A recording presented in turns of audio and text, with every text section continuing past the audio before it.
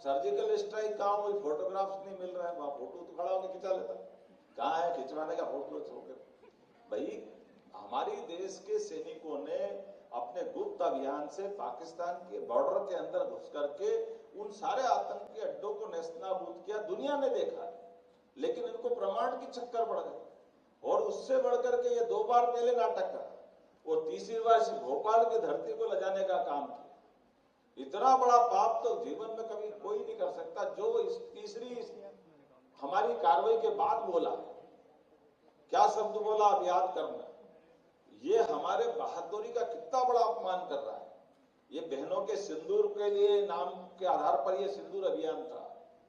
बहनों के लिए सुहाग से बढ़कर के जीवन में कोई पवित्रता का चिन्ह नहीं होता। इसलिए माननीय प्रधानमंत्री का भाव था कि ऑपरेशन सिंदूर, और ये नादान क्या कर रहा है, इतनी सफलता के बाद ये कह रहे हैं एक फोन आया ट्रंप का, और जो पूरा पाकिस्तान का कोई आदमी नहीं बोला, ना वहां का प्रधानमंत्री, ना वहां का सेना अध्यक्ष, कोई नहीं बोला। भारत नरेंद्र ने सरेंडर कर दिया।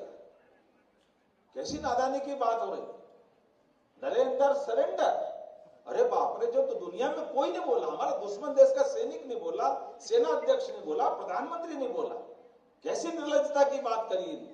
ये पूरे देश का अपमान है, पूरी सेना का अपमान है। थूकना चाहिए ऐसे व्यक्ति के ऊपर। क्या तुम्हारे, किसने बोला कि तुम नेता प्रतिपक्ष बन जाओ? दुनिया की सबसे बड़ी पार्लियामेंट का नेता, और ऐसी बात करता है कि सरेंडर हो गए, हम सरेंडर हो गए।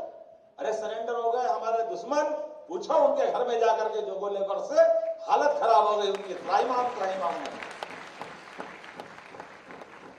सरेंडर की बात करते हैं, और कैसी बेशर्मी की बात करते हैं। ये जो इस तरह की बातें होती, सच्चे अर्थों में ये पार्लियामेंट के, मॉक पार्लियामेंट के माध्यम से हमारी ये जो वैचारिक दृष्टि से कितनी अच्छी परंपरा है। हम अपने देश के अंदर, दुनिया के, आप कभी इसकी कल्पना ये भी करके देखो, ये मॉक पार्लियामेंट सहित हमने आपातकाल का ये दर्द क्यों बता रहे हैं?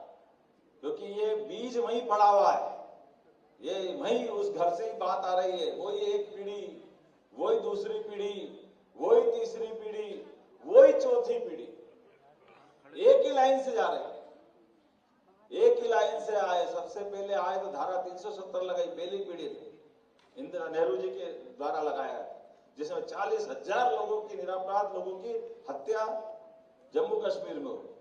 दूसरी पीढ़ी आती है, आपातकाल लगाती है, संविधान में संशोधन, दोनों ने मिलकर के 60 से ज्यादा संशोधन कर दिए, बाद में मिला के 75 संशोधन कर दिए, और बता रहे हैं कि हम तो ये संविधान बचाने की लड़ाई लड़ रहे हैं।